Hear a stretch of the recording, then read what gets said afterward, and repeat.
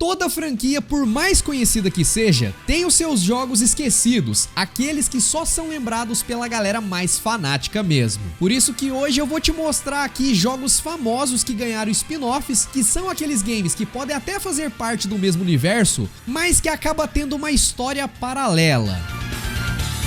E aí, players, tudo beleza? Eu sou o Fiaspo e seguinte, bora começar isso aqui com um game que provavelmente muitos aqui nem sabiam da existência. E eu tô falando aqui do Metal Gear Ghost Babel, que foi lançado em 2000 pro Game Boy Color. Só que quando ele foi lançado fora do Japão, decidiram chamar o jogo de Metal Gear Solid, o mesmo título do jogo de PS1, que era bastante popular na época. Por conta disso, muita gente acreditou que o Metal Gear de Game Boy Color era um port da versão de PlayStation 1, mas não é bem assim. Ghost Babel foi sim baseado no jogo de PS1, mas tem uma história completamente independente e fora do cânone principal da franquia. A trama lembra um pouco ali o de PlayStation 1, inclusive com Solid Snake sendo forçado a sair da aposentadoria para ir numa missão de impedir um grupo terrorista de usar um novo Metal Gear. A diferença aqui é que enquanto no PlayStation 1 a ameaça era o Liquid Snake e os renegados da Foxhound, no Game Boy a ameaça é uma nova organização terrorista chamada de GLF. E na gameplay aqui ele dá uma mistura do que a gente já viu no PS1 com os jogos clássicos de MSX2. Até porque os gráficos aqui eram 2D e aquela câmera meio isométrica. Mas ele soube aproveitar bem o hardware do Game Boy. É um jogo divertido, mas que muita gente olhava e pensava que era um port da versão de PlayStation. E ele acabou sendo esquecido pelo tempo. Mas me diz aí, você já conhecia?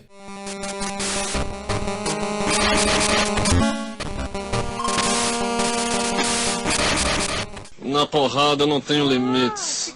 Quem aí se lembra do jogo interativo do Minecraft? Talvez esse seja o mais óbvio da lista e que a maioria de vocês conhecem. E se por acaso você mora numa caverna, eu tô falando aqui do Minecraft Story Mode, que foi uma proposta totalmente diferente pra quem curte se aventurar nesse mundão aqui quadradão. Ao invés de você ter que ficar explorando o mapa, construindo várias coisas e matando monstrinhos quadrados, o Story Mode trouxe uma história fechada com algumas opções de escolha que mudavam certos rumos da narrativa. Isso porque esse jogo foi uma parceria entre a Mojang e a Telltale Games, que na época era muito famosa por jogos como The Walking Dead e vários outros games licenciados. Eles fizeram jogos do Batman também nessa mesma pegada, onde a sua escolha influencia o rumo da história e até mesmo o final. E o Minecraft era mais um desses jogos. Muita gente curtiu e inclusive ele foi parar até mesmo na Netflix, já que você podia usar o próprio controle da TV para escolher as opções para continuar a história. Só que acontece que alguns fãs do Minecraft não curtiram a proposta do jogo, esperando algo mais condizente com o game original. Acho que o principal fator do sucesso do Minecraft é a sua liberdade e a possibilidade de você poder usar a sua criatividade para fazer literalmente o que você quiser dentro desse jogo espetacular. Isso acabou resultando em avaliações medianas, o que fez também o Minecraft Story Mode sair da Netflix em cerca de um ano de existência. E ao que tudo indica, não teremos uma continuação.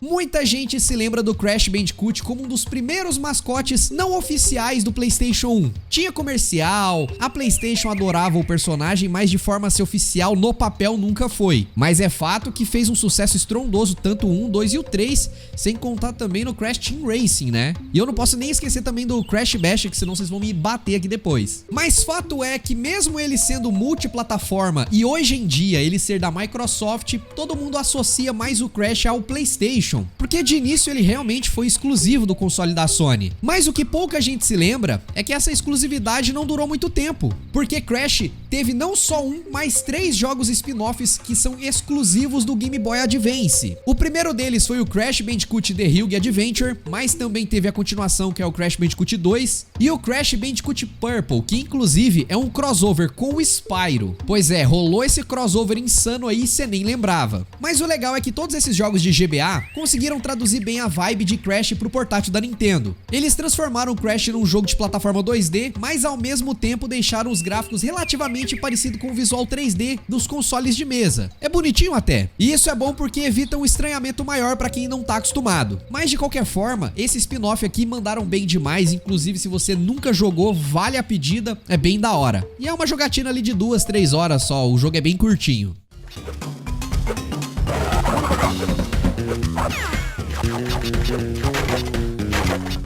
E falando em Game Boy Advance, quem aí se lembra do GTA exclusivo para esse portátil? Pois é, esse jogo foi feito e a princípio era para ser um port do GTA 3 no GBA, mas por conta das limitações do portátil, a Rockstar não conseguiu fazer um port decente. A solução então foi criar um jogo completamente novo, com uma história nova, mais ambientado na mesma cidade. Dessa forma, o GTA Advance era algo que passava um pouco antes do GTA 3, e trazendo uma história focada no bandido chamado de Mike, que queria vingança pela morte de um amigo antes de fugir da cidade. GTA Advance é na maioria das vezes considerado o pior GTA já feito, seja pelos seus gráficos e jogabilidades ultrapassadas, lembrando bastante aquelas versões do primeiro GTA que a gente teve no PlayStation 1, né, o GTA 1 e 2, com aquela visão isométrica de cima. E outro fator que ajudou o GTA Advance a ser completamente esquecido foi o fato de que ele saiu no exato mesmo ano do nosso colosso chamado GTA San Andreas. Aí não tem como, né? Acabou virando o patinho feio da família.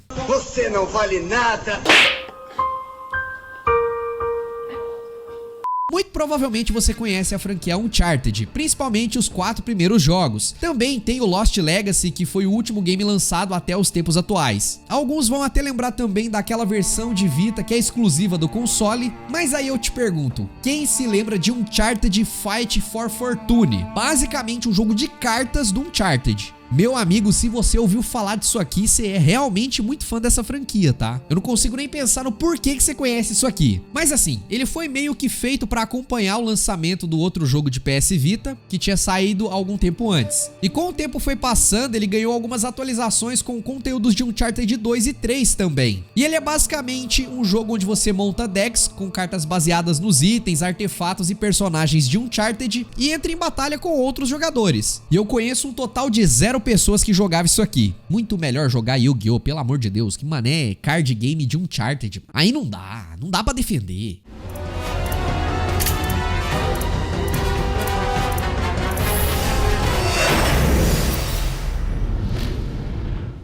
Eu duvido que você sabia que existe um Mario Kart só que de Mega Man. Sim, ele existe e se chama Mega Man Battle and Cheese. E é basicamente um clone de Mario Kart mesmo, só que de Mega Man. Mesmo assim, o jogo soube ser diferenciado, trazendo gráficos decentes em 3D, uma variedade boa de personagens e várias mecânicas baseadas na própria série principal do Mega Man clássico. Por exemplo, a gente pode escolher a ordem das pistas e derrotando um chefe, nós conseguimos peças dos carros deles para poder colocar no nosso. Algo bem legal e que mistura um pouco do universo de Mega Man, né? Com o fato de você poder pegar o poder do chefe ao derrotá-lo, mas aqui era a peça do carro dele. Ah, e tem customização dos veículos também. É um jogo pra quem é fã de Mega Man e quer se divertir numa tarde qualquer aí, tá ligado? Mas um fator importante que fez esse jogo ser completamente esquecido foi que ele foi só lançado oficialmente no Japão e na Europa na época do seu lançamento no PlayStation 1. Ele só chegou pra gente aqui oficialmente por esse lado do mundo numa coletânea do Mega Man X pra PS2 e GameCube. Nem nas coletâneas mais atuais ele veio, mostrando até que a Capcom esqueceu dessa pérola aqui, né? Pô, mas imagina um remake disso aqui nos moldes ali do Crash, como aconteceu com modo online e tal. Não precisa não. A Capcom não tá fazendo nem Mega Man direito. Imagina remake de um jogo de kart do Mega Man. Tô viajando.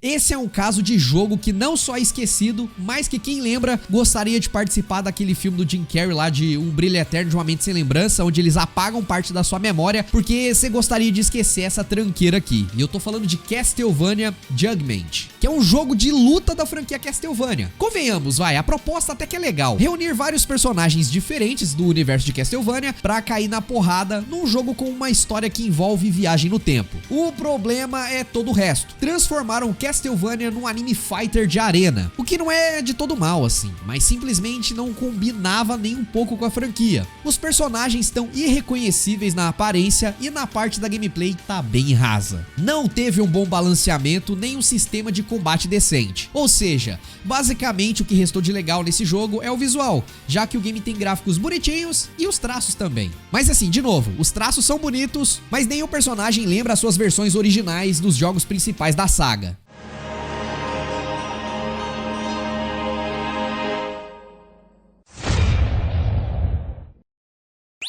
Mas e aí, você conhece algum spin-off que foi completamente esquecido de uma franquia extremamente famosa? Comenta aqui embaixo. Se você curtiu esse vídeo, não esquece de fortalecer, o seu joinha é importante demais. Se estiver assistindo na TV aí, ó, pega o controle em um segundo, inscreva-se no canal também, pra você sempre receber os nossos vídeos. E aqui do lado, eu vou deixar um assunto parecido, que são jogos extremamente famosos que ganharam portes bem duvidosos, como por exemplo Resident Evil 4, que saiu até pro Zibo. Eu acho que você vai curtir. Eu vou ficando por aqui, um grande abraço, valeu e tchau, tchau.